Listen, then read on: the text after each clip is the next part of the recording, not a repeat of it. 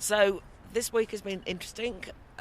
There's a continuation of new peers being brought into the House of Lords. I was there for one of them when Dame Jacqueline Foster was made Baroness Foster of Oxton. And I kind of smiled at her and wished her well. And she gave me a bit of a double take, and I couldn't work out why. And then I discovered that she'd been the MEP for the Conservatives for the North West, for Yonks. And the Brexit Party had knocked them off their perch. So I don't know that I would call her an ally, but I'd welcome her to the House anyway. My questions, at the question time, I continue not to get balloted. It's very frustrating, but what can I do? There's just one that I did want to refer to that I wanted to say at the time, which I really wanted to plug the work of Rights for Residents, who have been working really hard for the elderly and people with disabilities who are in care homes.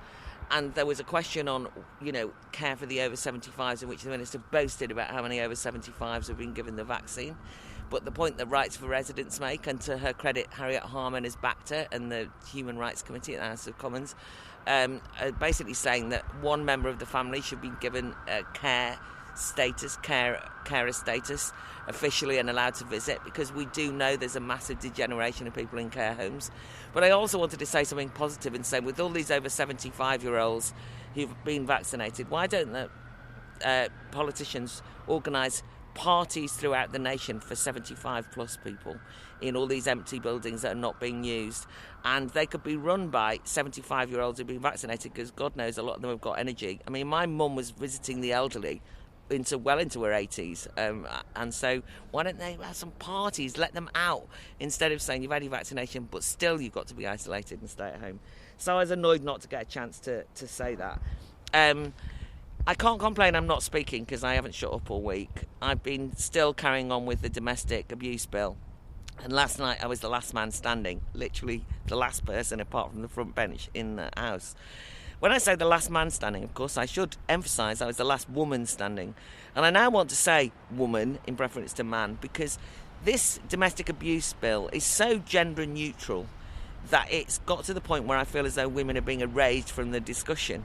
And I was irritated, to say the least, that was a feature of the bill and we're not almost allowed to say it. But it's such a bubble in there in the House of Lords that I missed the big controversy about the fact that the government are indeed trying to not offend anyone. So in a discussion on maternity, they've managed to say persons, not women or mothers. There's been the whole chest feeding, breastfeeding example.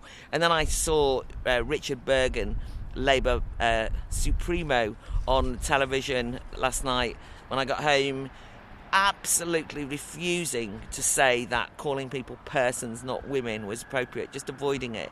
But I'd spent the day listening to the Labour Party peers in there, and the Lib Dems and various others, basically saying that the reason why, so they've got a gender neutral bill, but they wanted to lecture us about the reason why there was domestic abuse was because of widespread misogyny.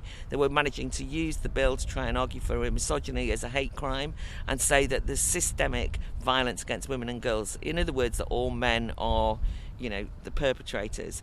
And I was absolutely furious, especially because not one person had mentioned the fact that one of the big controversies of the day, one place where you can say that there's anti-women abuse and violence, is in relation to trans controversies, with trans activists, not trans people but trans activists, actually arguing against women's spaces, like women's refuges, where you might go if you've been abused. And so I used the opportunity to make that point. You can imagine how popular or how well that went down. But do look at the film later. One of the things that people say to me when they watch those little films of me doing my speeches and see it's empty is they say, oh, you're the only hard-working peer. I just want to say that isn't just not true. I mean, there's lots. First of all, a lot of people don't put their films on social media. And secondly, people do work hard. There's not a lot of people in, they're Zooming or whatever. But every piece of legislation, there's a huge amount of work goes into it. Now, politically, it's terrible, and in some ways the bills and the legislation could be simpler. But one of the things I like about the committee stage is that people can speak for as long as they want, and there are some very fine speeches. I was glad that one Baroness raised the issue of Erin Pizzey and rightly pointed out that feminism wasn't always so inclusive, because she had been the heroine of the domestic violence world in the past. But as soon as she mentioned that men might well be also victims of domestic abuse, or that women can be aggressive and violent, she was cast out of the feminist circle. There's been some very erudite speeches, but some of the speeches do go on, I have to say, and they're boring and long. So there's one person who used to be the victims commissioner, and she gave a speech that, I mean, it lasted a very long time, but partly it was in relation to how we deal with perpetrators of abuse. And she went on to make a very long contribution in which she read out the testimony of a young woman whose mother was murdered. It was incredibly moving, but long and detailed and unnecessary, and it was almost like trying to claim that story was enough to end the debate, and that would be enough to actually bring in some really draconian surveillance laws as part of the bill. And but there wasn't a dry eye in the House. And then who is up next? Me. I had to come in and defend perpetrators. Can you imagine? So of course I wasn't defending perpetrators, but I do think that there's a real danger when I listen to this, that they think there's a criminal type who are the people who are abusers. There's also this idea that you will never escape what you've done. So if at 17, under this law, you have a very messy, nasty relationship breakup, and you're a guy and you really behave badly with your ex-partner, and you maybe shout and scream. Remember, there's no violence necessarily with abuse, and you might well be warned, and you should probably be reprimanded.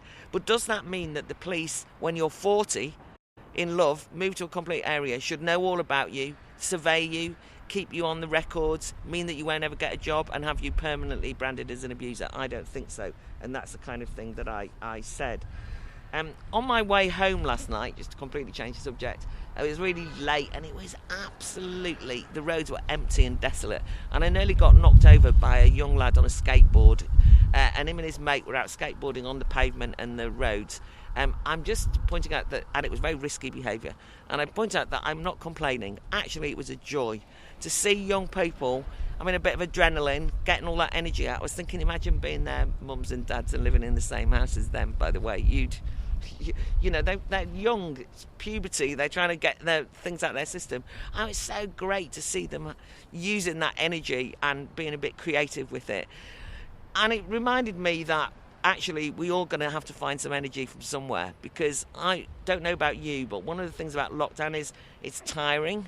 And I always hear people saying, more and more people saying, we kind of got lethargic, and we've got to make sure we don't internalise that lethargic. So I might not be able to go out skateboarding, but I do think we've got to conserve our energies and be ready for a real, springing back into life as soon as lockdown ends, and really have that energy of those teenagers, because we're going to have to rebuild society.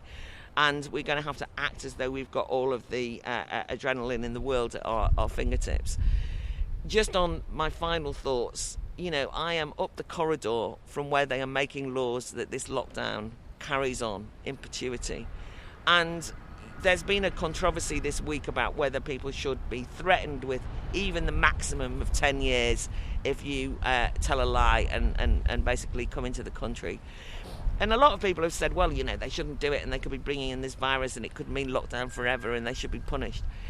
That's all fine, right? But first of all, this law was not passed with scrutiny. And, democracy really does matter. And also, I don't want to get used to the idea that we've got a government that can just threaten us. People say, oh, well, then nobody will get 10 years. You think, well, I don't care, don't I, in the statute books. But there is something very concerning, and I don't care whether you're pro-lockdown or anti-lockdown, it's not really about that. There's something very concerning about the way that they are treating our freedom as though they own it, and they give it back to us in dribs and drabs if we're well behaved, take it away if we're badly behaved. That is not something which a pandemic requires. There is a different approach they could deploy, even with lockdown, where they actually are not quite so promiscuous or glib about the assaults on liberty. And I really do think it's got to a point where people have got to recognise, even if you're pro-lockdown, this is a serious assault on democracy and liberty. I'm actually going to have a week off next week. It's half term for the Lords. Of course, I won't be not working. I will be working with the Academy of Ideas. And in fact, tonight I'm chairing a debate on intimacy and love under lockdown, so do come along and join in the conversation. But there's many more things that we've got organised, and I hope I'll see you there.